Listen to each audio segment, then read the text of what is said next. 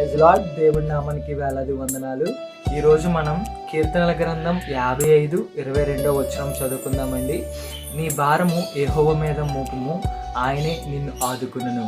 అంటే మనకున్న భారం, మనకున్న శ్రమ, మనకి ఏదైతే ఇబ్బందులు ఉన్నామో, ఏదైతే సమస్యలో ఉన్నామో, ప్రభువైన యేసు చెంతకు మనం చేరిన యెడల నీ యొక్క భారం ఆయన మీద మోపిన యెడల ఆయన నీకు సహాయం చేస్తాడన్నమాట.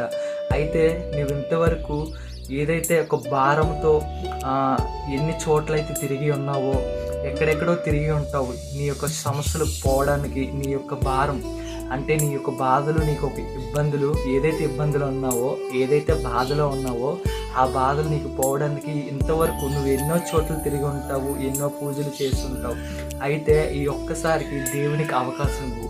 ఎందుకంటే ప్రభువైన యేసుని నువ్వు మనసారా నీకున్న ఆ బాధ ఏదైతే ఉందో, నీకున్న కష్టం ఏదైతే ఉందో అది మనసారా ప్రభువైన యేసుని ఒక్కసారి నువ్వు అడిగిన యెడల ఆయన నీకు సమీపంగా నీతోనే ఉండి ఆ కార్యము నెరవేరుస్తాడనమాట.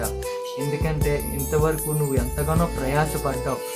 అందుకే దేవుడు కూడా వాక్యం సెలవిస్తుంది, ప్రయాసపడి భారం మోసుకున్న సమస్త జనులారా నా యొద్దకు రండి, నేను నీకు ఆదరణ కలిగిస్తానని.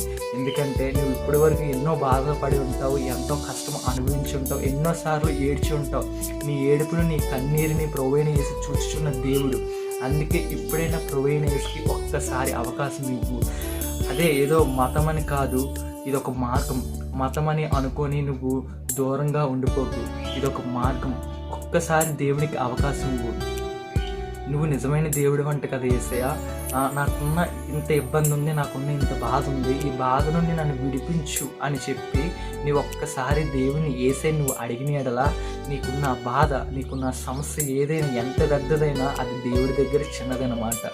అలాంటప్పుడు నువ్వు దేవుని అడుగుతావని నేను ఎంతగానో ఆశపడుతున్నాను. ఈ యొక్క సమయం ముందు ఈ యొక్క కొద్ది మాటలు దేవుడు దీవించును గాక. ఆమేన్. God bless you.